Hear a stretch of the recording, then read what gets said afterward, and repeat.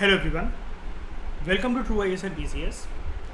Six class की जो geography की एनसीईआरटी है उसके 6 चैप्टर को आज हम करते हैं, major landforms of the earth. यहाँ से आपका एक बेस बन जाएगा। अक्सर बच्चों को ये दिक्कतें रहती है, एक आपको इमेज दिखाता हूँ मैं। बच्चों को दिक्कत ये रहती है कि सर ये सब कुछ कभी अच्छे से समझ में आता नहीं है कि डिफरेंस क्या होता है। अगर कोई हमसे पूछ ले, सिर्फ एक लाइन में कोई पूछ ले कि एक लाइन से ज़्यादा एक्सटेंड ही नहीं करना है कि हमें मतलब बताओ माउंटेन क्या है, तो माउंटेन रेंज से वो कैसे अलग है, फुट हिल्स क्या होते हैं, बेसन क्या होता है, प्लेट्यू क्या होता है, रिवर की ट्रिब्यूटरी और डिस्ट्रीब्यूटरी क्या होती है, स्ट्रीम और रिवर में क्या फ़र्क होता है, रिवर और लेक में क्या फ़र्क होता है, प्लेन और प्लेट्यू में क्या फ़र्क होता है, हिल और माउंटेन में क्या फ़र्क होता है, आइलैंड और कोस्ट में क्या फ़र्क होता है, पेनिनसुला और आइलैंड में क्या फ़र्क होता है, इस्थमस और स्ट्रेट में क्या फ़र्क होता है, कोस्ट लाइन में क्या फ़र्क होता है, वो कोस्ट से कैसे अलग होती है, प्लेन कैसे बनते हैं, ये सारी चीज़ें, रिवर का माउथ क्या होता है, सी और ओशन के बीच में क्या डिफरेंस होता है, ये सारी चीज़ें आप आज के बाद हमेशा के लिए सीख जाओगे इस चैप्टर को करने के बाद। ठीक है, बहुत फोकस से अच्छे से करना। लाइफ टाइम के लिए आपका ये बेस बना देगा कि ज्योग्राफी के जितने भी फीचर्स होते हैं, वॉल्केनिक आइलैंड हो गया, इवन मैं आपको इस लेवल तक लेकर जाने वाला हूँ कि हम अपने कोर्स में आइस वॉल्केनिक आइलैंड्स भी करने वाले हैं कि आइस वॉल्केनो कैसे बनता है, ये भी करवाऊँगा मैं आपको। हमारे तमिलनाडु में है ये अवेलेबल कि बर्फ़ के वॉल्केनो, और ये क्वेश्चन पेंडिंग है, ये क्वेश्चन अभी कहीं पर भी पूछा नहीं गया और कभी भी आ सकता है और लोग लिख नहीं पाएंगे इस क्वेश्चन को कि आइस वॉल्केनो कैसे बनता है।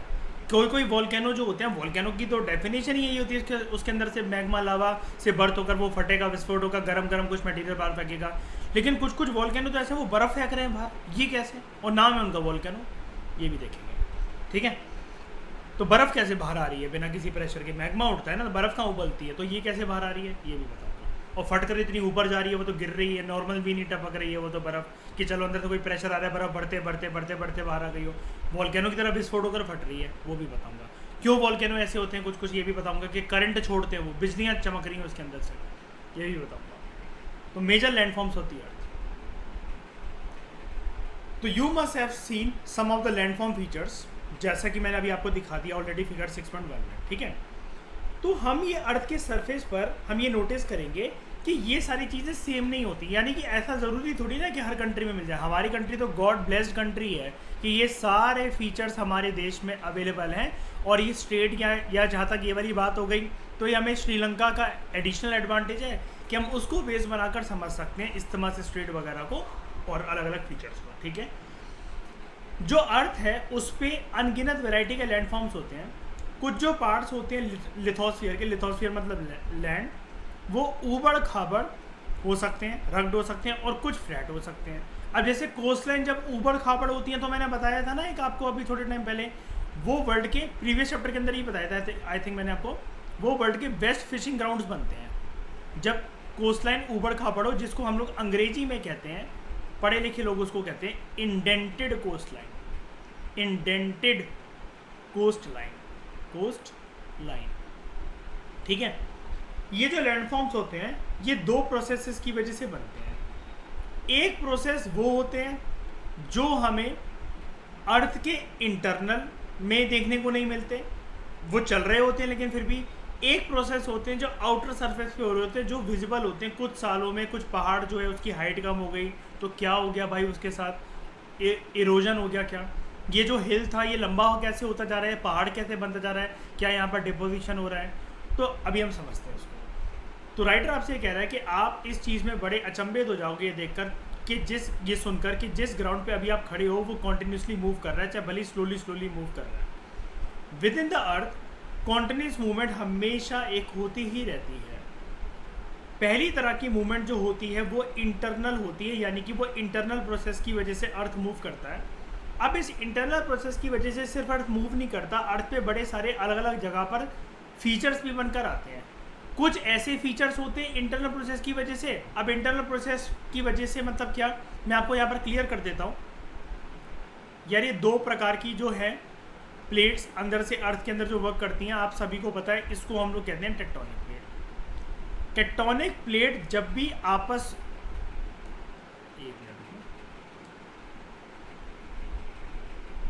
टेक्टोनिक प्लेट जब भी आपस में एक दूसरे को पास आ रही हैं, एक दूसरे की किसी करने आ रही हैं, तो उनके बीच में इंटरेक्शन हो रहा है। इसका मतलब वो क्या कर रही हैं, उनके बीच में कोलिजन हो रहा है। वो पास आ रही है।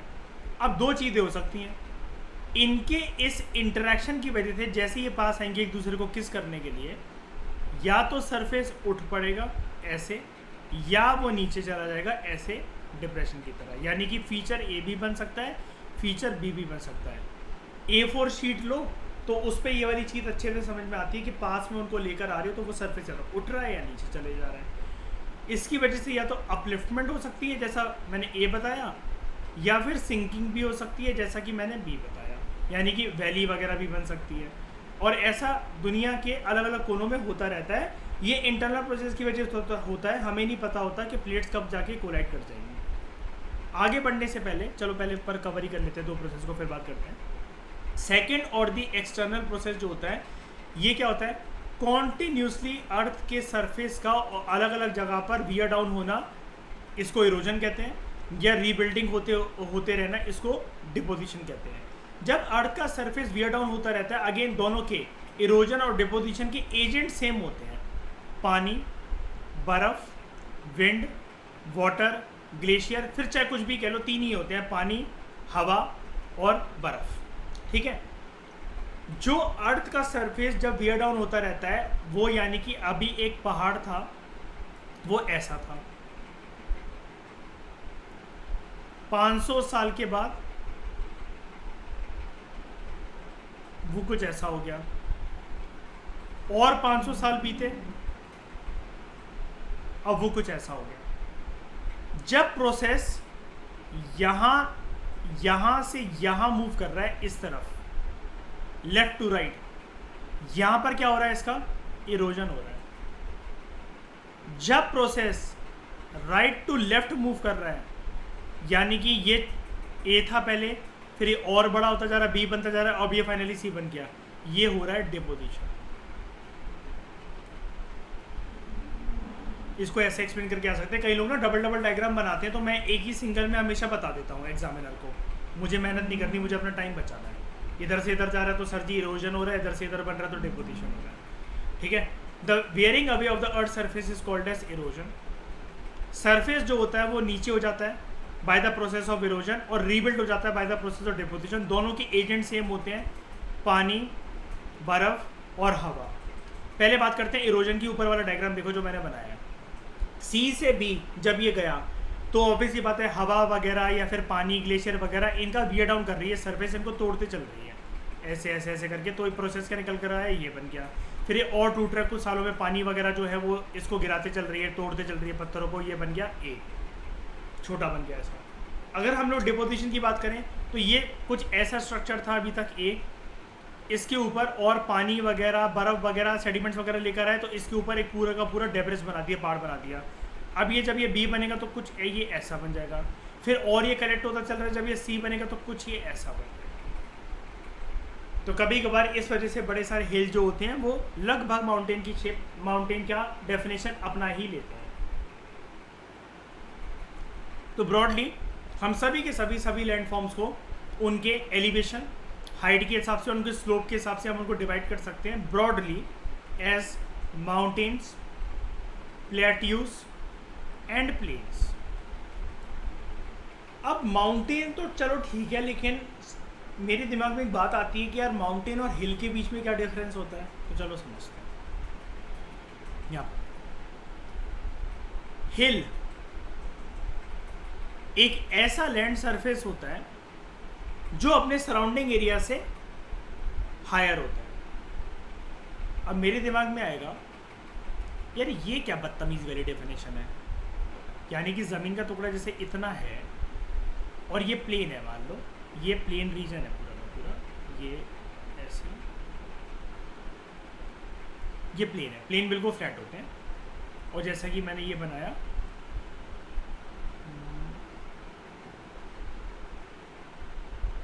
मान लो ये प्लेन है, ठीक है, ये कोस्ट है, आराम कोस्ट लाइन है कंट्री की, और यहाँ पर है खेती बाड़ी हो रही है, पूरा प्लेन रीजन बन रखा है, ठीक है, आ गया समझ में।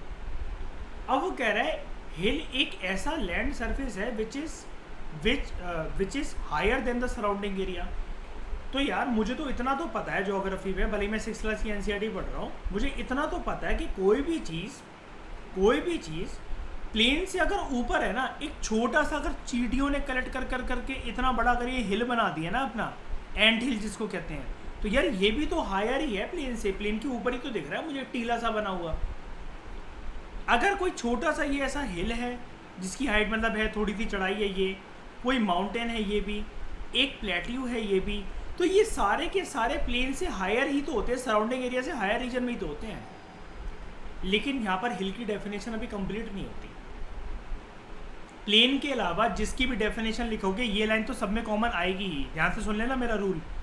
प्लेन के अलावा जिस किसी की भी डेफिनेशन मेंशन करोगे ये लाइन तो आपको लिखनी ही है, rises higher than the surrounding area, हर किसी में, बस प्लेन की डेफिनेशन में। और ऑब्वियसली बात है पानी, सी, ओशन, रिवर, इसमें तो मेंशन नहीं करोगे, इतने तो कॉमन सेंस सब में ही होती है, नहीं है तो डेवलप कर लेना। Which rises higher than the surrounding region, ये तो है, लेकिन फिर हिल की डेफिनेशन है क्या? हिल वो चीज़ होती है जिसकी हाइट 600 मीटर से कम हो, कम, ये पैरामीटर है, ये लक्ष्मण रेखा है। आज के बाद आपको कोई पूछे 600 मीटर से हाइट कम वाले होते हैं स्ट्रक्चर हिल, बस जहां पर अगर हो गया 601 मीटर, लक्ष्मण रेखा को लांग दिया, क्रॉस हो गया, जोन को तोड़ दिया, इसका नाम बन जाएगा माउंटेन। तो एक ऐसा स्टीप हिल जिसकी हाइट, एलिवेशन 600 मीटर से ज़्यादा है, इसको हम लोग कहते हैं माउंटेन। और वो कह रहा है कुछ माउंटेन ऐसे मेंशन करो जिसकी हाइट 8000 मीटर से ज़्यादा है, तो आप जानते ही हो, बताओ ज़रा। माउंट एवरेस्ट हो गया, कंचनजंगा हो गया, कंचनजंगा की भी है मेरे ख्याल से, है ना। तो ये चीज़ है, ओके, हम पढ़ेंगे इसको। 9th क्लास में पूरी की पूरी लिस्ट है जिसमें मैं आपको पूरा ऑर्डर में दे दूंगा, नेपाल और इंडिया में जो भी हाईएस्ट माउंटेन रेंजेस और जो वर्ल्ड में भी है, तो मैं आपको ना उसमें एक लिस्ट दे दूंगा बहुत प्यारी सी। माउंट एवरेस्ट, कंचनजंगा, नंगा पर्वत, कामेर, गुरला मंधाता, ठीक है, और बड़े सारे मैं ऐसे बता दूंगा। चाइना के भी कुछ कुछ मैं आपको पहाड़ बता दूंगा ऐसे, बर्फीले पहाड़, आपने सुना तो होगा ही वैसे जो मैं नाम बोले, टकला मकान सुना होगा आपने शायद से, मेरे ख्याल से, है ना। और फिर आपने ये सुना होगा कि इंडस और ब्रह्मपुत्रा लेक मानसरोवर से ही ओरिजिनेट होती हैं, एक उस तरफ चली जाती है लद्दाख की तरफ, एक अरुणाचल की तरफ घुसती है, फिर दिबांग बनकर ब्रह्मपुत्रा जब बांग्लादेश में एंटर करती है, जमुना रिवर, फिर रिवरीन आइलैंड्स भी बनाती है वो अरुणाचल और असम के पास, फिर यहाँ पर रॉयल बंगाल टाइगर भी मिलते हैं। ये सारी चीज़ें कनेक्ट करके मैं बता दूँगा, इसलिए मैं ईवीएस और ज्योग्राफी का बिल्कुल पैरेलल इंजन चला रहा हूँ, मैं दोनों के पहिए साथ में चल रहे हैं, ठीक है। आपको कोई दिक्कत नहीं आने वाली, आप डोंट वरी, आपको सिर्फ रिवीजन करनी है, एनालिसिस मेरे ऊपर छोड़ रहा हूँ। अब बताओ अमित। हाँ हाँ, हमेशा ज्योग्राफी एज अ सब्जेक्ट का एक रूल होता है, हम किसी भी चीज़ को हाइट कैसे देंगे, मैंने पहले ही बता दिया था, इस चीज़ को प्रीवियस लेक्चर्स में क्लियर कर दिया था। ज्योग्राफी में कोई भी चीज़ जो होती है ना, यार मैं अपनी हाइट नाप रहा हूँ कि दिबांगना 5 फुट 8 इंच 9 इंच का है, कैसे है, कहाँ पर खड़ा है, ज़मीन से लेकर ऐसे है ना, जो पैरों का अंगूठा है वहाँ से लेकर सर के बाल तक, तो खड़ा तो ज़मीन पर ही हूँ, है ना। हवा में उड़ रहा होता तो कोई मेरी हाइट कैसे बता देता, तो मैं कहता ले मैं तो तेरे से ऊपर उड़ रहा हूँ, ये लो बता दे मेरी हाइट नाप के दिखा दे। यहाँ पर सी लेवल को हम लोग बेस मानकर चलते हैं कि सी लेवल है 0, इसके ऊपर 1 2 3 400 300 500 599 एंड 600 मीटर, ये है हिल, 601 मीटर ये माउंटेन। क्लियर हो गया? सी लेवल को हम लोग बोल रहे हैं 0 मीटर, ये ओके। अब अच्छा सी लेवल को क्यों बोलते हैं, मैं इसके बारे में भी क्लियर कर देता हूँ। मैंने एक चीज़ क्लियर कर दी थी, अगर ध्यान से कोई मेरे लेक्चर सुनता है तो, वर्ल्ड के सारा ओशन वाटर जो है वो एक समान लेवल पे ही है, ऊबड़ खाबड़ कहीं नहीं है। वर्ल्ड का स्ट्रक्चर कभी भी ऐसा नहीं बन रखा है कि पैसिफिक ओशन यहाँ पर, अटलांटिक यहाँ पर, इंडियन यहाँ पर, ये ऐसे, यार मैं ये वाली बात मैंने क्लियर कर दी थी प्रीवियस लेक्चर्स में। अब बताओ प्रिया क्या कह रहे थे, भैया कोई क्या कह रहा है?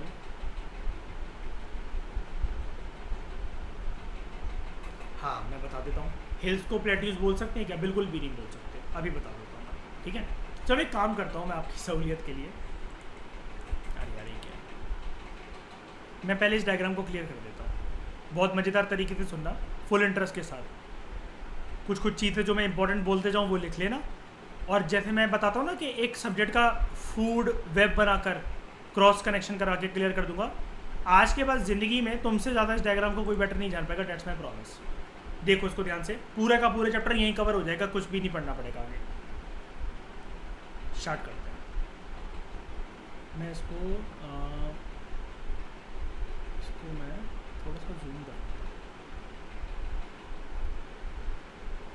ठीक है। क्लियर है सबको, ये दिख रहा है पूरा फुल स्क्रीन पे आराम से?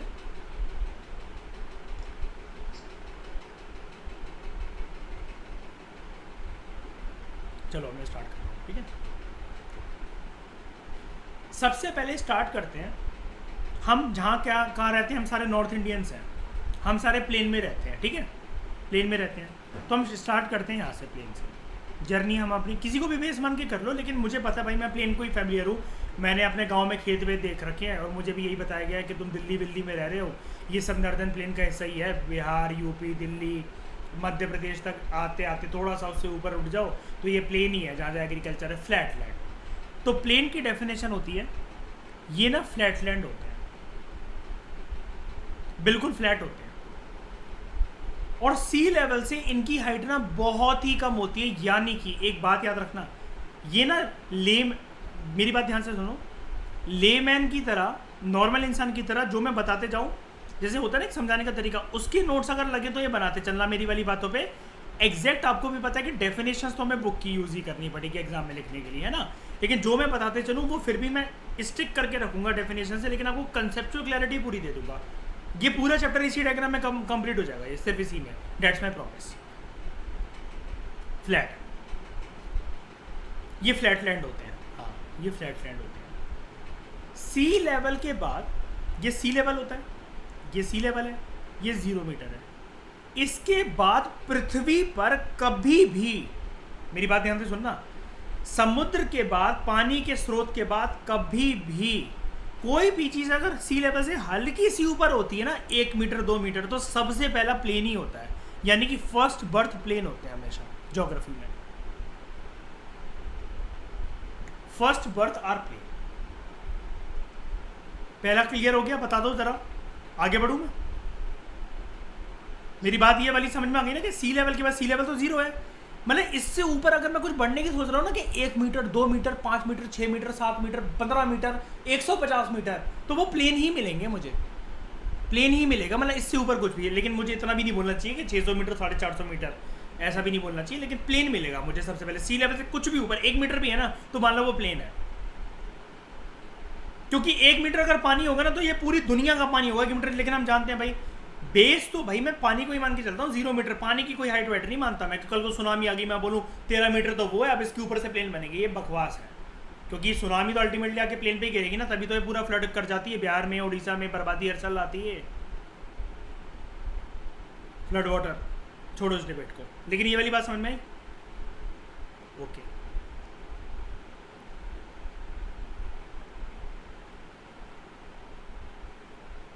अब ध्यान से सुनना भाई, कोई भी जो प्लेन है, हम अपनी कंट्री पे स्टिक रहते हैं, ये हमारे नॉर्दर्न प्लेन्स हैं भाई, भारत किसी धरती पे तो खड़ा है ना, यानी कि कॉन्टिनेंट पे तो खड़ा है ना किसी ना किसी पे, और ये जो प्लेन्स हैं नॉर्दर्न प्लेन्स, ये भी भारत का कुछ नक्शा है ऐसा,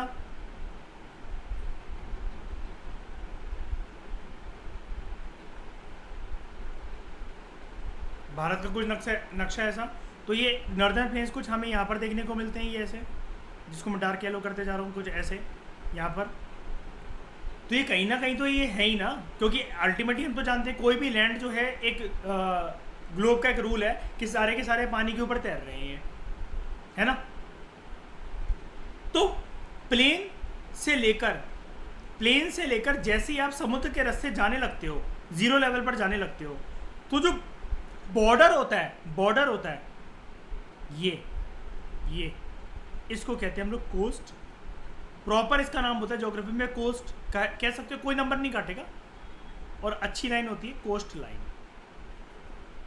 क्योंकि कोस्ट सिर्फ इतना सा थोड़ी ना होता है कि मैं यहाँ से प्लेन से यहाँ से ये चलाया, ये कोस्ट, अरे भाई ये कोस्ट नहीं, ये पूरी की पूरी खींची चली आ सकती है, यहाँ से यहाँ तक, तो ये पूरा का पूरा ये इतना बॉर्डर हो सकता है पूरा का पूरा कंट्री का। तो जहाँ चाहिए समुद्र का हिस्सा, मान लो ये सी है, और ये जो मैंने ऐसे करके जिगजैग करके बनाया है, ये पूरा बॉर्डर है, तो ये पूरी की पूरी कोस्ट लाइन है। अब क्या होता है,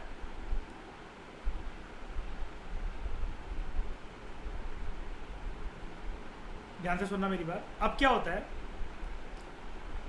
जब पानी का और जमीन के टुकड़े का, जिसको हम कोस्ट लाइन बोल रहे हैं, जमीन के टुकड़े का जब संगम होता है, ये देख रहे हैं यहाँ पर, ये पानी ब्लू कलर का और ये ग्रीन कलर का, ये लैंड मिल रहे हैं, जैसे यहाँ पर इनका संगम हो रहा है। तो संगम के बीच में, अब ज्योग्राफी में कोई भी संगम एकदम से तो होता नहीं है कि कोई चीज़, ज्योग्राफी में हम इतना जानते हैं कि कोई भी चीज़ धीरे धीरे बनती है। भाई हिल से भी अगर माउंटेन तक पहुंचना है तो धीरे धीरे आएगा यार वो चीज़, मतलब एकदम से करके, एकदम से थोड़ी ना कि मतलब मैं हिल पे चढ़ा और वो स्ट्रेट खड़ा हो गया वो माउंट एवरेस्ट की तरह पहाड़, ऐसा थोड़ी ना होता है। या फिर मैं प्लेन से ऊपर जा रहा हूँ एकदम से, बस मैं प्लेन के ऊपर चढ़ता रहा एकदम से, और अगली मतलब माउंट एवरेस्ट जैसा पहाड़ मेरे सामने खड़ा हुआ है। ज्योग्राफी में कोई भी चीज़ स्लोली एंड ग्रेजुअली होती है। ज्योग्राफी फिनोमेना भी मैंने बताया था कि मिनिमम 500 साल में तो आधा मिलीमीटर मूव करता है कॉन्टिनेंट वगैरह।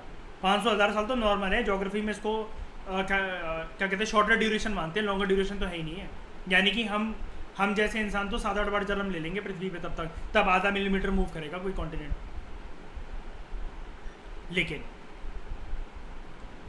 कोस्ट और प्लेन, ये जो कोस्ट लाइन है यहाँ पर जो सेडिमेंट्स पड़े होते हैं, ध्यान से सुनना मेरी बात, यहाँ पर जो सेडिमेंट्स पड़े होते हैं, एकदम से तो कुछ होगा नहीं कि भैया मैं प्लेन से निकला डायरेक्ट पानी में जाके गिरूंगा मैं। सेडिमेंट्स भी तो होते हैं ना कुछ कुछ जो आएंगे कोस्ट से इधर, क्योंकि ओशन फ्लोर तो यहाँ पर भी है, सी फ्लोर जिसको कह लो, चाहे ओशन फ्लोर कह रहा हो, और कुछ मिट्टी का बॉर्डर यहाँ पर, तो गीला गीला ये जो होगा ये सेडिमेंट्स यहाँ पर होंगे। कुछ वो गीली ज़मीन होगी, कुछ वो सूखी ज़मीन होगी, और यहीं पर इसको हम लोग कहते हैं वेलकम टू गोवा बीच। जितने भी बीच बनते हैं वो कोस्ट और प्लेन के बॉर्डर पे होते हैं, वो सेडिमेंट्स होते हैं। नाम होता है उनका बीच, क्योंकि वो अच्छे स्पॉट्स लगते हैं, अच्छा नज़ारा देते हैं, कूल ब्रीज देते हैं समुद्र की, अच्छी हवा आती है वहाँ पर, और रिलैक्सिंग एटमॉस्फेयर होता है, और लोगों को नंगापन दिखाने का शौक होता है, इसलिए उसको बीच कहते हैं। कि चड्डी बनियान और लॉन्जरी और ब्रा में घूमना है तो सबसे बढ़िया जगह यही है कि बीच पे चले जाओ, सारे कपड़े उतार दो। वो भी नहीं पहनना तो वो भी नहीं पहन सकते हैं, सब कुछ अलाउड है वर्ल्ड में, डिपेंडिंग ऑन द कंट्री। ये क्लियर हो गया। अब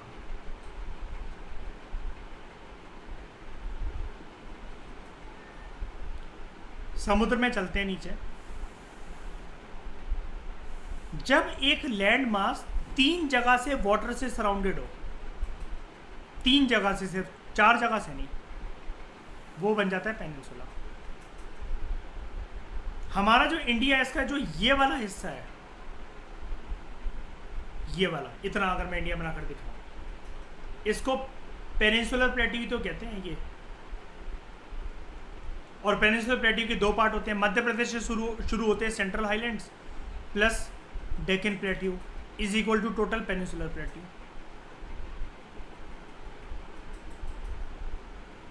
और ये बड़े साल पुराने वोल्केनिक इरप्शंस यहाँ पर होती थी, उससे बने, तो यहाँ पर ब्लैक सॉइल होता है। खैर वो छोड़ो, वो मैं बाद में बताऊंगा। लेकिन any mass of land which is surrounded by, ये डेफिनेशन होती है पेनिनसुला की, ध्यान से सुन लो। Any mass of land which is surrounded by water body on 3 sides, ये 3 वर्ड इंपॉर्टेंट है, ऑन 3 साइड्स, उसको पेनिनसुला कहते हैं। 1 2 3, ऊपर नहीं, ऊपर तो लैंड दिख रहा है मुझे, ऊपर तो लैंड दिख रहा है मुझे, ये पेनिनसुला। अब कोई भी लैंड मास क्या, अगर वो सरजी चारों साइड से वाटर से सराउंडेड होगा तो उसको क्या कहेंगे, वो आइलैंड होता है। ये देखो, एक ऐसा लैंड मास, ये आइलैंड खड़ा हुआ है सराउंडेड बाय वाटर, यहीं पर जहाँ पर ये मैंने बनाई, ये आइलैंड है, मतलब मान लो। अब ये surrounded by water on 4 sides ही तो है ना, 1 2 3 4, चारों जगहों से पानी से घिरा हुआ है ये वाला स्ट्रक्चर पेनिनसुला में। लेकिन क्या था, अगर मैं इसको ऐसे बना दूं, अब यहाँ पर ही ज़मीन है, 1 चला गया, इसका 1 मिट गया, ये पेनिनसुला बन जाएगा। बस ये डिफरेंस होता है पेनिनसुला और आइलैंड के बीच में, अगर आपको कभी फर्क है। और MPPSC के यही डेफिनेशन इन्हीं NCERT से मेंस का पेपर बनता है। आई रिपीट, मेंस का पेपर बनता है, मेंस का 3 मार्कर के जब उनको पूछने होते हैं ना, तो इन्हीं NCERT का सारा लेते हैं वो, 6 to 8, history, civics and geography. लेकिन सिविक्स आपका लेवल बहुत हाई हो जाएगा लक्ष्मीकांत को पढ़ के, तो आपको ऐसा सच कोई टेंशन लेने की जरूरत नहीं है। इतनी बात क्लियर हो गई। अब एक नैरो लैंडमास जो बड़े लैंडमास को जोड़ता है, इन दोनों को तो पहचानते ही होंगे, इस्थिमस और स्ट्रेट को। डिफरेंस क्या होता है? लैंड का टुकड़ा जो दो बड़े लैंड मासेस को जोड़े, narrow strip of land. Straight क्या होता है? नैरो स्ट्रिप ऑफ वाटर जो कि दो वाटर बॉडी को जोड़े, उसको स्ट्रेट कहते हैं। यहाँ पर कहाँ दिख रही है मुझे स्ट्रेट? एक यहाँ का पानी है, ब्लैक से बना देता हूँ थोड़ा सा, एक यहाँ का पानी है और एक यहाँ का पानी है, बीच में इन दोनों पानी पानी एक और पानी बी को कनेक्ट होना है। जाने को ये यहाँ से भी जा सकती है, लेकिन स्ट्रेट यहाँ पर नहीं बनेगा, स्ट्रेट बनेगा नैरो स्ट्रिप ऑफ वाटर। ये यहाँ से पानी देखो पतला हो गया, लेकिन ये पूरा का पूरा पानी ही पानी है फिर इसके बाद, और इससे पहले भी पानी ही पानी था। ये है स्ट्रेट। इस क्या कह रहे हो? पाल की स्टेट की वेरी गुड। इसको मान लो जैसे श्रीलंका मान लो इसको, और इसको इंडिया मान लो, पाल की स्टेट बन जाएगी यहाँ पर। Very good. इस्थमस जो है narrow strip of land which connects to bigger land mass. ये देख रहे हो, ये पूरी ज़मीन इतनी बड़ी, ये पेनिनसुला कितनी बड़ी ज़मीन, लेकिन इसमें नैरो स्ट्रिप ऑफ लैंड मुझे कहाँ दिख रही है? ये देख लो,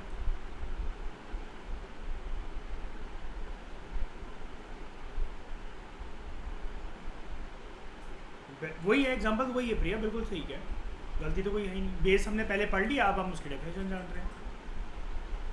मुझे ये बताना ज़रा आज की क्लास के बाद ज़रा, अगर किसी को पता तो अभी बता देना। एक बहुत फेमस इस्थमस है, इस्थमस ऑफ क्रा, ये कहाँ पर है और ये किन को जोड़ता है? ठीक है, इस्थमस ऑफ क्रा, ये मुझे बताना क्लास के बाद, ये हम पढ़ेंगे। ठीक है, आगे बढ़ूँ मैं? इतना सबको समझ में आ गया?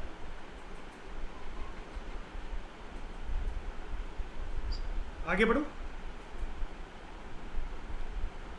जब मैं कोस्ट लाइन के बाद सबसे पहला कदम जब मैं रखता हूँ ना पानी के अंदर, सबसे पहला कदम जब मैंने रखा, तो वहां पर होता है सी। छपाक करके जिसमें पानी में आया हूँ, मैंने एक पैर रखा, मैं जुहू बीच पे घूम रहा हूँ, मैंने जिस पैर रखा मैं अरेबियन सी में एंटर कर गया।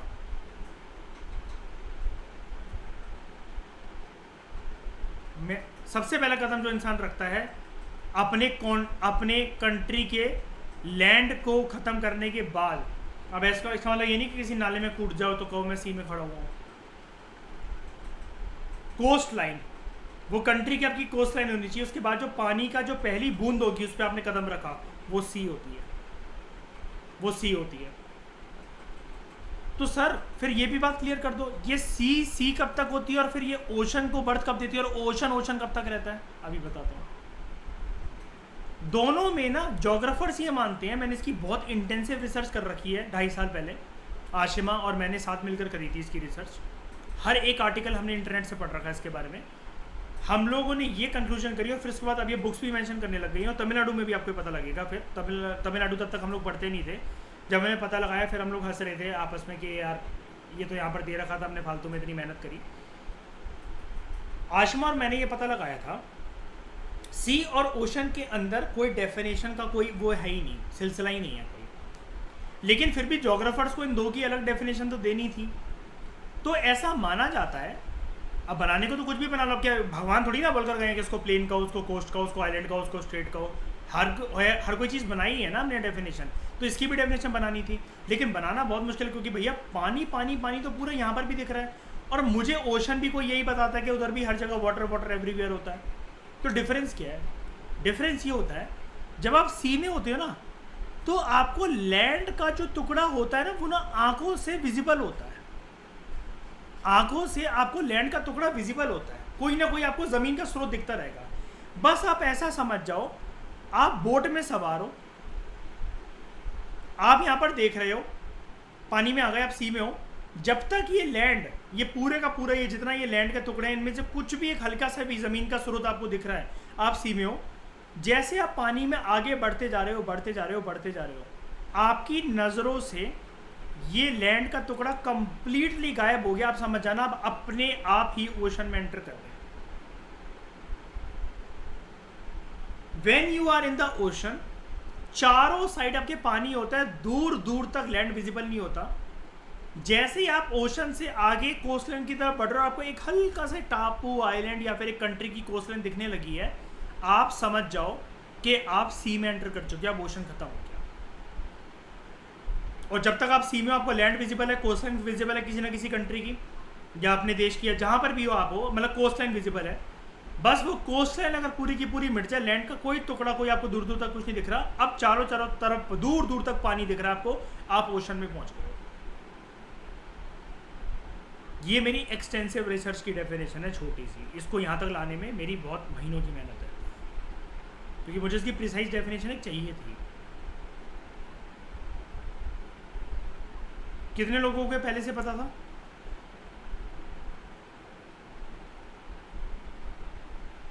पता था अनुज आपको ये वाली बात? अच्छा अच्छा, ठीक है, ये वाली बात याद रखना, और ये अपने तक सीमित रखना, ठीक है? अपनी लाइब्रेरी में किसी को बताने की ज़रूरत नहीं है, अपने तक रखो सीमित। कुछ कुछ स्पेशल चीज़ें अपने तक रखा करो।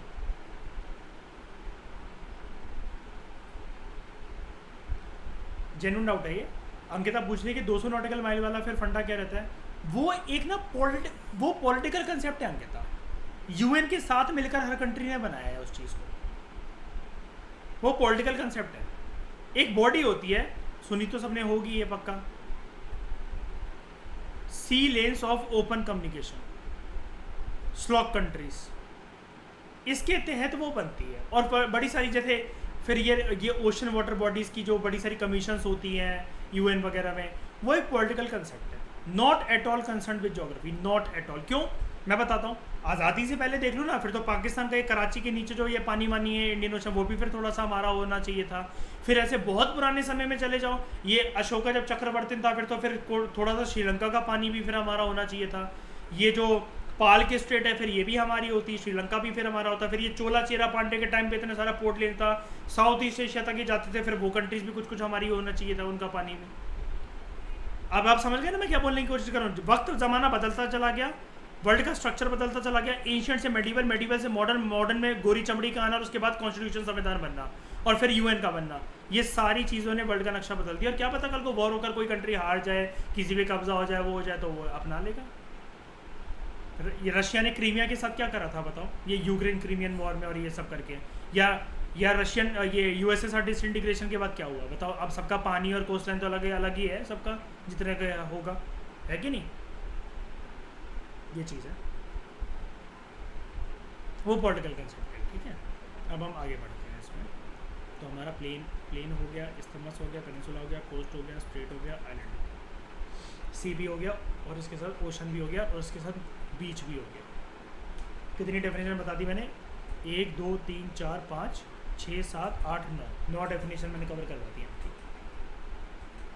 अब आगे बात करते हैं।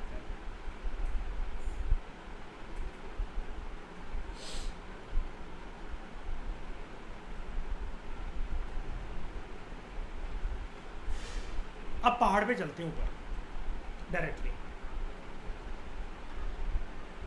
मैं यहाँ पर आया पहाड़ पे,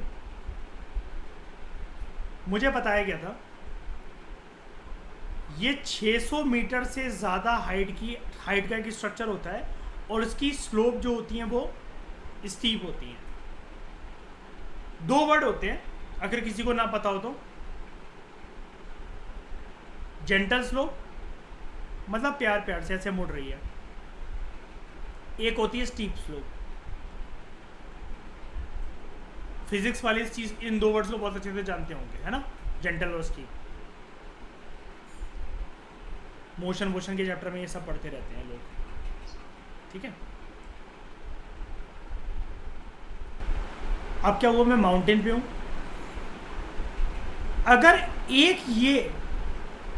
अगर एक कोई ऐसा स्ट्रक्चर है जिसकी 600 मीटर से ज़्यादा हाइट है, प्लस उसकी स्टीप स्लोप्स है, स्टीप स्लोप्स, तो वो माउंटेन है। लेकिन कोई भी माउंटेन ना वर्ल्ड में सिंगल नहीं खड़ा हुआ है, हमेशा ना माउंटेन्स ना एक आगे माउंटेन, पीछे माउंटेन, बगल में माउंटेन, यहाँ माउंटेन, तो वो माउंटेन ना ऐसे ऐसे होकर बढ़ते चले जाते हैं। जैसे हम लैंडस्केप बनाते थे बचपन में, कम से कम हम ऐसे 2 तो बनाते ही थे, उसके बीच में से सूरज निकालते थे फिर हम ऐसे करके, और ये कुछ चिड़िया बना देते थे। बस इतनी यही दे देता था मैं ड्राइंग वाले सर को अपनी बनाकर, और वो फाड़ देते थे मेरी फाइल, है ना। अब क्या है, कोई भी माउंटेन सोलो एग्जिस्टेंस नहीं करता, वो हमेशा फैमिली के साथ रहता है। जब नंबर एक से ज़्यादा माउंटेन जब होते हैं और वो ऐसे ऐसे करके आगे पीछे बगल में दाएं बाएं बनाते रहे, उनको हम लोग कहते हैं माउंटेन रेंज। माउंटेन रेंज जिन माउंटेन्स के ऊपर ठंडे इलाकों में बर्फ जमी रहती है, बर्फ माउंटेन के ऊपर टिप पर, उसको हम लोग कहते हैं glaciers. And by default glaciers की वजह से ऐसे बर्फीले पहाड़ों का नाम होता है ग्लेशियल माउंटेन्स।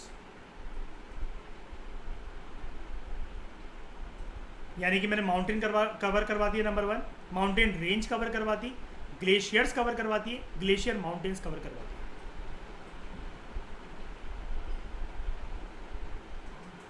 अब यहां से एक बात और बता देता हूं,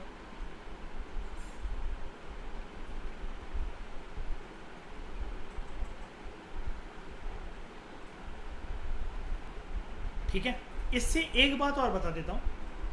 आइलैंड वैसे कभी कभार सोलो एग्जिस्ट कर जाता है, अलग से बन जाता है आइलैंड, कोई बात नहीं है। लेकिन जब आइलैंड की भी जब चेन होती है, आइलैंड भी तो समुद्र में ऐसे ही खड़े होते हैं, ऐसे करके ये, फिर कोई एक ऐसा आइलैंड खड़ा हुआ है ये, फिर कोई एक ऐसा आइलैंड खड़ा हुआ है ये। जब नंबर ऑफ आइलैंड्स चेन बनाकर ऐसे खड़े रहते हैं समुद्र में और चारों तरफ उनके पानी होता है, डेफिनेशन भी बाय डिफॉल्ट आइलैंड की यही होती है, चारों तरफ पानी, इसको हम लोग कहते हैं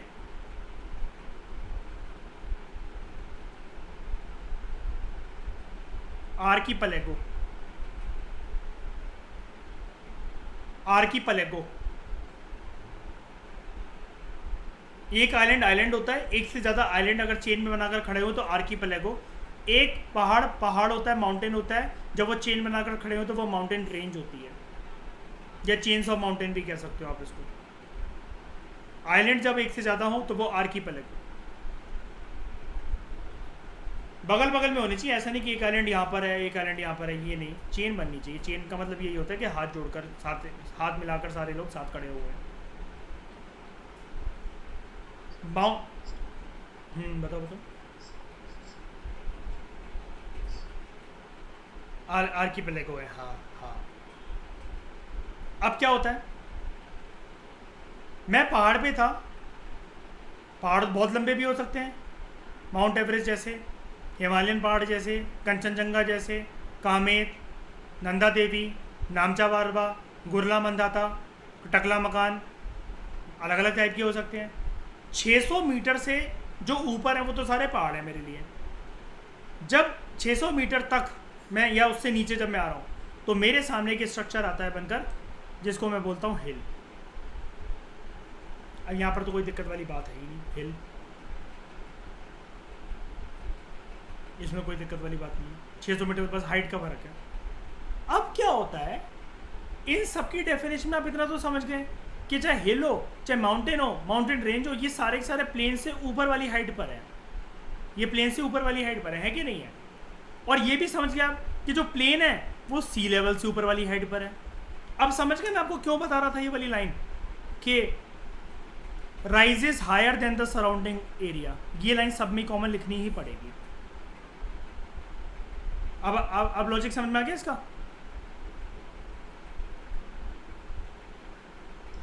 ठीक है। जब मैं पहाड़ से बिल्कुल नीचे उतर कर आ रहा हूँ, हिल और माउंटेन में तो आप फर्क समझ गए, सिर्फ हाइट का ही कुछ है। जब मैं पहाड़ से नीचे उतर कर आ रहा हूँ, ध्यान से सुनना, अगला व्यू पॉइंट देता हूँ मैं आपको। मैं पहाड़ से नीचे उतर कर आया, बिल्कुल उसके जब मैं टिप पर पहुँच गया ना, तो यहाँ पर होता है उसका, ये पहाड़ के नीचे, ये बिल्कुल यहाँ पर मैं टिप पर पहुँच गया। जैसे पहाड़ पे फोकस करो, इसके टिप पर, जैसे यहाँ से यहाँ तक पहाड़ था, मैं इधर पहुँच गया इसके बेस पर, यहाँ पर, ये, इसको हम लोग कहते हैं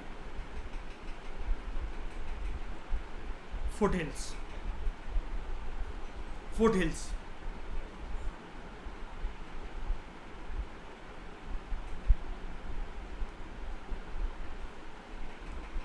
और पहाड़ से नीचे आने के बाद कुछ एक एरिया ऐसा होता है कि जहाँ पर बड़े सारे उसके सेडिमेंट्स, ऊपर से आया हुआ पानी, कोई नदियाँ, कंकड़, पत्थर या कुछ भी ऐसी चीज़ कलेक्ट हो रही है, तो वो एक पूरा का पूरा एक रेंज बना देते हैं ऐसी करके कि ये सारी चीज़ें यहाँ पर पड़ी हुई हैं। इसको हम लोग कहते हैं बेसिन। इसमें चीज़ें पड़ी हुई हैं, बस ऐसा मान लो कि पहाड़ से ऊपर से आई, नीचे नीचे खिसक खिसक के चीज़ें पड़ी हुई हैं। फुट हिल्स के बाद वाला जो हिस्सा होता है, फुट हिल्स तो बिल्कुल बॉर्डर हो गया, ये देखो मैं येलो से बना रहा हूँ, ये फुट हिल्स तो बिल्कुल बॉर्डर हो गया। इसके बाद थोड़ी सी जो जगह होती है तो कहीं कहीं बनता है बेसिन, हर जगह नहीं बनता बेसिन, कहीं कहीं बनता है। वो डिपेंड करता है कि स्लोप कैसी है, लेकिन हर पहाड़ का फुट हिल ज़रूर होता है। कहीं तो आके ख़त्म होगा ना वो, जहाँ पे वो शुरू होता है, यानी कि जहाँ पर मैं कदम रखना शुरू कर रहा हूँ। आज मुझे माउंट एवरेस्ट चढ़ना है, तो जहाँ पर मैंने कदम रखना शुरू करा ये फुट हिल होता है, जहाँ से मेरी चढ़ाई शुरू हो गई। हिल भी आप समझ गए।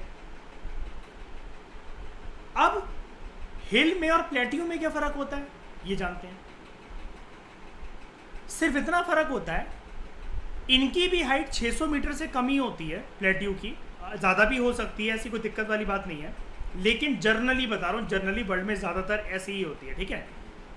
जैसे तिब्बतन प्लेट्यू है, वो तो बहुत हाईएस्ट मीटर है, बहुत ज़्यादा हाइट है उसकी। लेकिन मैं आपको एक फ़र्क बताता हूँ कि माउंटेन, हिल और प्लेट्यू में फ़र्क क्या होता है। देखो, इनको साथ में ही बोला जाता है। माउंटेन, हिल और प्लेट्यू में हमेशा हाइट का फ़र्क नहीं होता। कोई हिल क्या मतलब ज़्यादा नहीं हो सकते क्या? तो जोग्राफर्स यहाँ पर ना जो पैरामीटर देते हैं ना 600 मीटर का, कभी कभार वो वहाँ पर फेल हो जाते हैं। तो फिर अच्छी बात क्या लिख कर आओ पेपर में जितने ज़्यादा मार्क्स मिले, क्योंकि 600 मीटर तो यार ये आप कैसे बोल सकते हो, ये चीज़ें तो फेल हो जाती है ना कहीं कहीं जाकर। माउंटेन भी भाई कुछ कुछ तो 8-8 हज़ार मीटर है, तो क्या हम क्या उनको सुपर हिल बोलेंगे, सुपर माउंटेन बोलेंगे? ऐसा तो नहीं होता ना। लेकिन एक फ़र्क होता है इन तीनों के बीच में। अगर आप नंबर को हटा दो कि 600 मीटर, 600 से कम मीटर, इतना मीटर, मीटर को हटाओ, माउंटेन में जो पीक होती है ना, पीक इसकी वो प्रॉपर कोनिकल टिप के साथ होती है। हिल में जो हाईएस्ट पीक होती है वो पीक ना होकर वो स्लोपी होती है, और प्लेट्यू में जो हाईएस्ट एपेक्स पॉइंट होता है इसका वो फ्लैट होता है,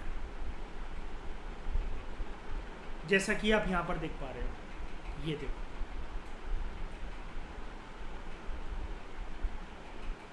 अगेन ये तीनों के तीनों चीजें प्लेन रीजन से तो हायर लेवल पर है, यानी कि प्लेन यहाँ पर, तो ये सारा ऐसे यहाँ पर कि अगर मैं यहाँ से आगे बढ़ता जाऊँ तो ये मुझे फ्लैट लैंड मिल गया, ये मेरा प्लेट्यू। यहाँ से मैं आगे बढ़ रहा हूँ, ऐसा कोनिकल स्ट्रक्चर मुझे मिल गया तो ये हिल है। फिर मैं यहाँ से आगे बढ़ रहा हूँ, ऐसा एक स्ट्रक्चर मिल गया, ये माउंटेन। तो देख रहे हो, ये माउंटेन, ये हिल, ये प्लेट्यू, और यहाँ से शुरुआत हुई प्लेन की, और इसके नीचे में आया तो समुद्र।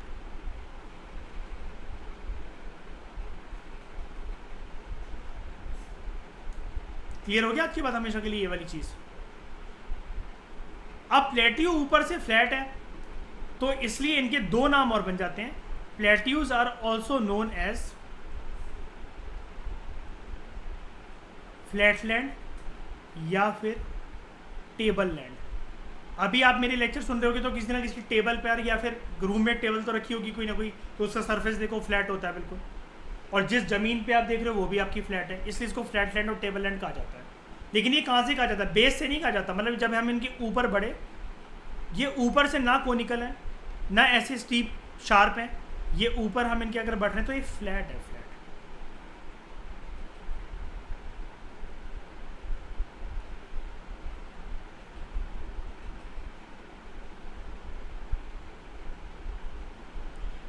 अब क्या होता है, ये मैं ऊपर बढ़ा, ये प्लेट्यू बन गया, ये प्लेट्यू बन गया। प्लेट्यू के ऊपर कोई ना कोई पहाड़ होगा। यहाँ पर मान लो कोई पहाड़ है, पहाड़ से कोई नदी आ रही है निकल कर, अब वो पानी लेकर आई, तो अब वो नीचे नीचे तो गिरती जा रही, क्योंकि उसको फ्लैट लैंड मिल गया। मतलब मैं टेबल के ऊपर कोई ग्लास से पानी फेंकूँ तो वो सीधा ही जाएगा, सीधा जाएगा। जहाँ पर प्लेट्यू खत्म होगा वो वहाँ पर गिरेगा।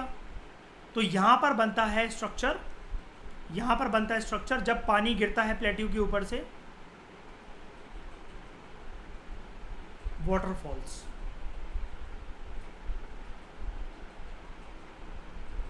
वाटरफॉल की एक लाइन होती है, मैं बता रहा हूँ, ये कोई नहीं बताएगा आपको, कहीं पर भी नहीं मिलेगा, और आपने शायद से सुन भी नहीं रखा होगा जिस लाइन को मैं बोल रहा हूँ।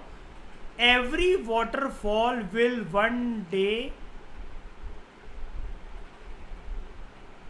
डाई।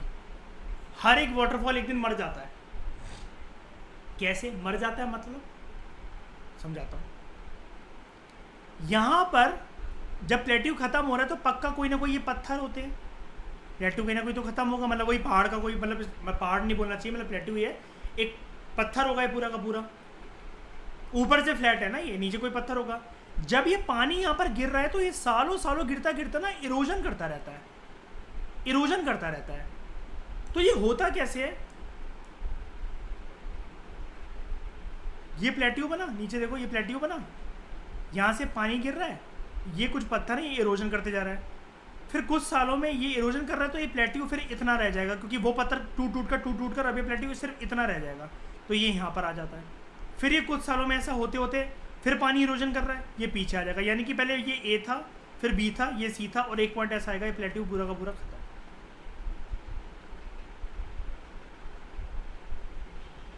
लेकिन खत्म वो जहां वाटरफॉल है, जहां पानी है, क्योंकि पानी इरोजन की तरह काम करेगा और हर टूटते हुए प्लेट्यू के नीचे ये ऐसे ऐसे बोल्डर्स, पत्थर, रॉक्स वगैरह गिरते रहेंगे, क्योंकि ये पीछे खिसकता जा रहा है। तो दो चीज़ें अगर प्रूफ करने को आ जाए मेंस में, मैं इसका पूरी डिटेल एनालिसिस दूंगा, don't worry. Types of waterfall भी करवाने वाला हूँ, मैं इतना डिटेल में जाने वाला हूँ जिसकी कोई हद नहीं। One day every waterfall will die, analyse the statement, या फिर every waterfall moves back in geography, examine the statement with relevant facts.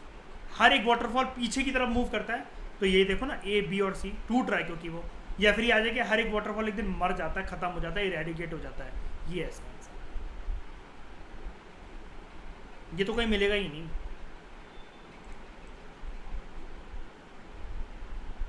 मिलेगा भी तो लोग उसको एक्सप्लेन नहीं कर सकते। 7 मिनट में क्या ही सोच लेगा जो कोई होमवर्क करके नहीं किया पहले से एग्जाम के अंदर। यहाँ पर तुम जैसों का एडेड एडवांटेज होगा कि 1-2 क्वेश्चन जिसका आंसर लगा के अच्छे से नहीं लिख पाए ऐसे, लेकिन 15 नंबर की लीड मिल जाती है।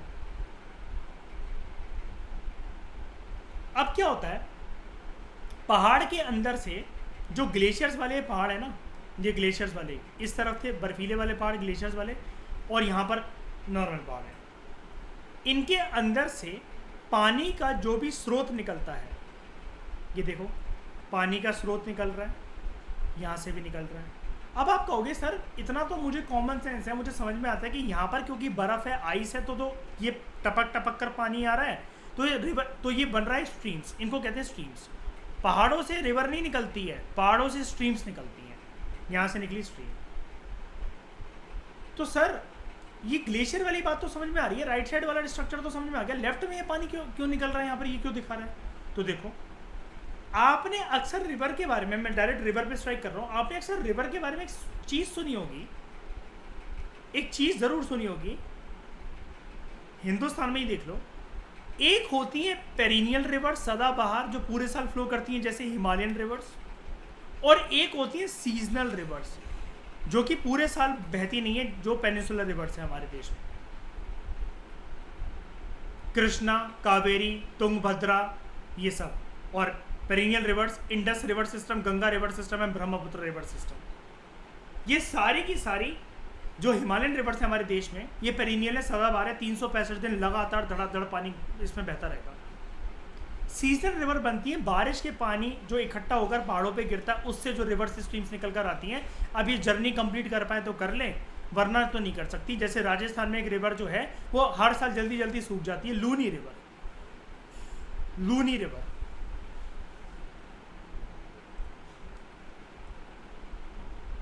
तो पहाड़ों से सबसे पहले निकलती है स्ट्रीम्स। तो अब आप समझ गए कि एक ग्लेशियर वाली निकलेगी, तो ये तो आपको समझ में आ गया कि ग्लेशियर्स पिघलेंगे तो ये स्ट्रीम्स निकलेगी। लेकिन ये जो पहाड़ है यहाँ पर तो कुछ दिख नहीं रहा है, पानी कहाँ से आ रहा है? कि भगवान ने कोई नल की टूटी खोल दी है कोई? ऐसा नहीं है। साइंटिफिक भाषा में अगर इसको देखें, इंद्र जी के अगर पर्सपेक्टिव से देखें तो इंद्र जी ने बरसात करवाई है, इंद्र देवता ने। लेकिन साइंटिफिक पर्सपेक्टिव से देखें तो यहाँ पर रेनफॉल का फिनोमेना है और यहाँ पर ग्लेशियर्स का फिनोमेना है। स्ट्रीम्स यहाँ से निकली, स्ट्रीम्स निकली। अब हर एक स्ट्रीम, ये देखना, ये स्ट्रीम 1 आ रही थी यहाँ से निकलकर, स्ट्रीम 1 ये आगे बढ़ रही थी, देखना मेरा पेन देखो, यहाँ बढ़ रही थी, बढ़ रही थी, बढ़ रही थी। इसको इस पॉइंट पर एक दूसरी जगह से निकली हुई कोई भी छोटी कहीं से भी स्ट्रीम निकली है, इसने इसको ज्वाइन कर लिया। जब भी दो लोगों का जिस पर्टिकुलर पॉइंट पर किस हो जाएगी रिवर ये स्ट्रीम्स की, ए और बी की, ये बन जाती है इनकी definition stream 1 plus stream 2, minimum 2 चाहिए होती है, is equal to river, is equal to river. जैसे यहाँ पर बनाए स्ट्रीम, हम अपनी रिवर बनाए, हिल से निकली है ये ऐसा करके, हिल से क्या मतलब पहाड़ों से ही आ रही है, मतलब ये ऐसे करके ग्लेशियर्स है यहाँ पर, ये है स्ट्रीम 1, कोई यहाँ से निकल कर आ रही है, ये स्ट्रीम 2, इस पॉइंट पे दोनों की किस हुई, stream 1 stream 2 is equal to river. River आगे बहती रहती है, बहती रहती है, हर एक रिवर सी में जाकर गिरती है, समुद्र में जाकर गिरती है। जब वो गिरती है ना तो ये बड़ा सारा यहाँ पर ना कीचड़ बनाती है, कीचड़, और ये कीचड़ ना बड़ा सारा फर्टाइल होता है जिसको डेल्टा कहते हैं। यहाँ पर सेडिमेंट होते हैं, नदी ऊपर क्योंकि पहाड़ से क्या क्या लेकर आती है, सेडिमेंट लेकर आती है, एलुवियल डिपॉजिट्स लेकर आती है जिसको आप एलुवियम भी बोल सकते हो, ठीक है, ये सब लेकर आती है। जैसे हिमालय के जो फुट हिल्स है ना उस पर ना लेयर बाय लेयर बनती रहती है, जैसे भंगर, तेराई, खादर, कंकड़, ये सारी की सारी लेयर्स बाय लेयर्स बनती रहती हैं, ये सिर्फ हिमालय पे बनती हैं। लेकिन हर एक रिवर किसी ना किसी जब समुद्र में जाकर गिरती है तो वो कीचड़ वगैरह ये बनाती है, इसको हम लोग कहते हैं डेल्टा। और ये रिवर फिर ना बट जाती है इधर से उधर, ये अपने हाथ फैला लेती है ऐसे, ये अपने हाथ फैला लेती है, एक यहाँ गया, एक यहाँ गया, एक यहाँ गया, यहाँ गया, तो रिवर जब बट गई, जब ज्वाइन करा था उसने एक स्ट्रीम दूसरी स्ट्रीम में, तो वो बनी थी रिवर, तो ये थी इसकी ट्रिब्यूटरी, जिसने इसको ज्वाइन करा था ना स्ट्रीम ने, वो थी उसकी ट्रिब्यूटरी। जब वो डिस्ट्रीब्यूट होकर जा रही है तो उसको हम कहते हैं डिस्ट्रीब्यूटरी। और जिस पॉइंट पर रिवर और सी, रिवर और सी इनका जिस पॉइंट पे मिलन होता है उसको हम लोग कहते हैं माउथ ऑफ रिवर। बस मुंह खोलेगी रिवर अपना और वॉमिट कर देगी, सी में सारा का सारा सामान गिर जाएगा, इसको हम लोग कहते हैं माउथ ऑफ रिवर। अब कोई कोई स्ट्रीम्स निकलती हैं पहाड़ों से, आगे जाकर उनमें दम खत्म हो जाता है, वो आगे नहीं जा पाती, किसी एक जमीन के स्रोत तक आई, पहाड़ों से निकलकर कहीं से भी निकल कर आई, वो प्लेट्यू वगैरह से निकलकर वो आगे नहीं जा पाती हैं, वो रुक जाती हैं। तो एक जगह किसी खड्डे वगैरह में जाके, बहुत बड़ा खड्डा, ज्योग्राफी में समझ जाना, खड्डा गड्ढा बहुत बड़ी चीज़ होती है, उधर जाके जब वो पानी कलेक्ट हो गया और स्टिल वाटर बन गया, स्टिल वाटर, मूविंग वाटर नहीं स्टिल वाटर, क्योंकि चारों तरफ से वो क्लोज है लैंड से, वो बन जाता लेक। जनरली जो रिवर्स होती हैं वो ना डोलते मंडराते आती हैं, ऐसे ऐसे ऐसे ऐसे ऐसे ऐसे, जो ऐसी शेप होती है डोलते मंडराते, हिलते घुमाते, कमर लचकाते लचकाते, इसको हम लोग कहते हैं मिएंडर्स। कभी कभार कमर लचकाते लचकाते ऐसे ऐसे करके इधर तक आई, यहां तक आई। अब ये हिस्सा इधर का ये हिस्सा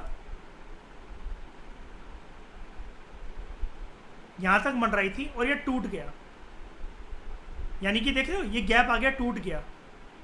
ये मिएंडरिंग रिवर जब ऐसे लचकाते कमर कमर करते करते जब मोच आ जाती है और ये एक हिस्से को छोड़कर निकल जाती है, फिर ये इस वैसे लेना क्या चाहिए था इसको, ये अगर मैं दिखाऊं, यहाँ पर ये जो हिस्सा टूट गया, इतना सा हिस्सा इस वाले डायग्राम में, इतना सा हिस्सा जो टूट गया, इसको भी साथ में लेकर चलना चाहिए था, लेकिन टूट गया, अलग हो गया। जब रिवर मंडराते कमरिया लचकाते लचकाते आती है और जब ये हिस्सा टूट जाता है, इसको हम लोग कहते हैं ऑक्सबो लेक।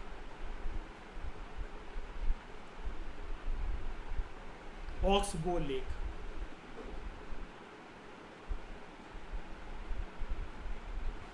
अब हिल में कभी कभार क्या होता है, हिल में कभी कभार क्या होता है,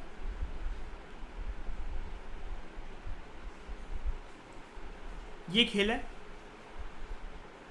यहां पर देखो ये खेल है, इधर कभी कभार क्या होता है, देख रहे हैं ये पानी है, कोई पानी का स्रोत है ना, तो वो हिल पे जैसे आपको ये लग रहा है कि अभी ये यहाँ पर ये निकल रहा है पानी, लेकिन मान लो कोई एक ऐसा हिल है कहीं पर भी, यहाँ पर मैं सोच रहा हूँ ये प्लेन में हिल होते हैं, यहाँ पर एक हिल है, अब यहाँ पर कोई पानी का स्रोत है जो कि इस तरफ जा रहा है, इसकी डायरेक्शन मतलब पानी की ये है, इस तरफ जाने की। अब ये हिल पे ना लगातार स्ट्राइक करते जा रहा है, ठक ठक ठक ठक ठक ठक। कितने सालों तक? 500 साल, 700 साल, 800 साल, 150 साल, 350 साल, कुछ भी, 75 साल, 50 साल, जितने मर्जी साल। होता क्या है, इतनी जोर की लाते मारते मारते मारते मारते ये यहाँ पर कर देता है ऐसा खड्डा, यहाँ पर कर देता है ऐसा खड्डा। इसने खड्डा कर दिया, ऐसा ही होल कर दिया। इसको कहते हैं केव। केव हमेशा इरोजनल एजेंट्स की वजह से बनता है, ये इसकी खास बात होती है, और हिल के अंदर बनता है इरोजनल एजेंट्स की वजह से। यानी कि यहाँ पर कोई बर्फ थी जिसने दबा कर रखा होता है इस हिल को बड़े टाइम तक, खटाक करके वो कूदा और टकराया और भड़ाम करके फूट गया कुछ सालों में। तो उसको ऐसा नहीं समझना है, हाँ ठीक है हम भगवान से प्यार करते हैं, लेकिन इसको ऐसा नहीं समझना है कि हनुमान जी ने लात मार दी किसी एक पहाड़ पर और ये छेद हो गया उसके अंदर। ये इरोजनल एजेंट्स की वजह से बना है।